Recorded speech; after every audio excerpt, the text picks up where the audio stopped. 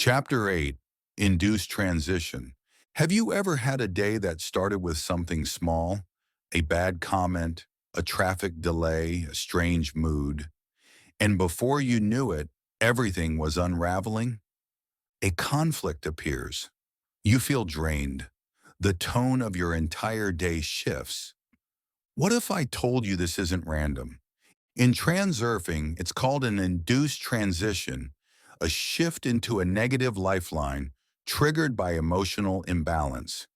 You didn't choose it, you fell into it, like slipping into a stream that carries you somewhere you didn't intend to go. And the farther you go, the harder it becomes to turn back.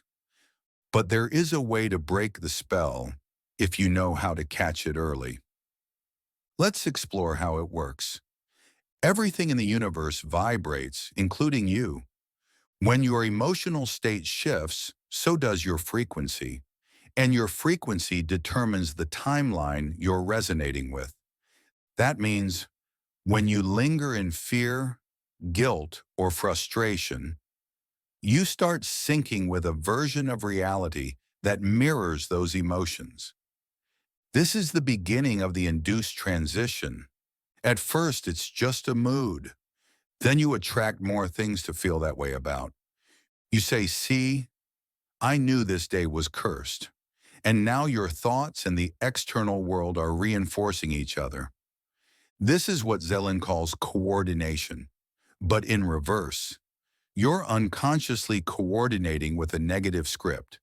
The shift can be subtle, a single insult, a piece of bad news, a story you tell yourself on repeat. But once you're inside the spiral, it starts to feel real, like this is just how life is.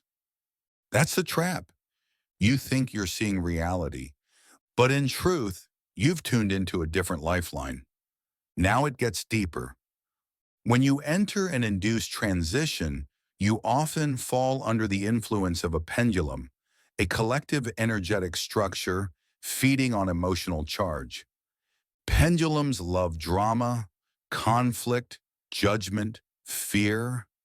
And when you react strongly, especially with negative emotion, you feed the pendulum and deepen the transition. Have you noticed how arguments escalate? How one person's bad mood spreads through a whole room? That's an induced transition in motion. The pendulum swings, people react, and the energy builds. It doesn't just happen in personal life, it happens in media, in groupthink, in collective moods. And that's why it's so important to become aware of your internal state and how easily it can be hijacked. Because if you don't choose your state, someone or something will choose it for you. The first rule of escaping an induced transition is this: don't fight it. Resistance strengthens it. What you resist persists.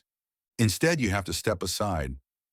Zeland calls this going through like a shadow. When you feel the pull into anger, judgment, hopelessness, pause, breathe, acknowledge, this is not me. This is a program I've been pulled into. And then choose again. Here's how. Step 1. Observe without reaction. Become the watcher. Notice the trigger, the emotion, the impulse, but don't act on it. Step 2. Name the transition. Say to yourself, this is an induced transition. I'm being drawn in. I choose not to engage. Step 3. Interrupt the pattern. Move your body. Leave the room. Go for a walk. Listen to silence. Shift your physical environment to break the energetic current. Step 4. Shift to a neutral vibration. Don't aim for joy, aim for neutrality, calm, clarity, silence.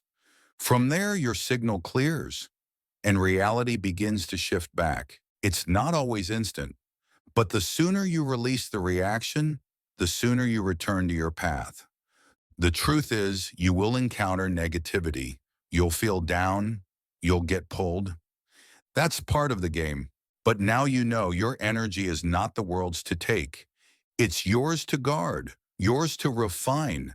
And every time you refuse to react, every time you release importance, every time you remember that you can choose your frequency, you reclaim power. You step back into the version of reality where peace is possible, where clarity returns, where you steer, not drift. This is transurfing in practice, not bypassing, not pretending, but choosing to stay free. So the next time life tries to pull you into chaos, don't fight it, don't follow it, don't fuel it, just step aside and trust that your calm is the strongest force in the room. In Chapter 9, we'll dive deeper into importance, how it creates imbalance, and how lowering it can unlock everything. Until then, breathe, observe, release. You're not here to spiral. You're here to glide. You're not here to fight reality. You're here to choose it. You're not here to survive the storm. You are the stillness behind it. Welcome back to your center.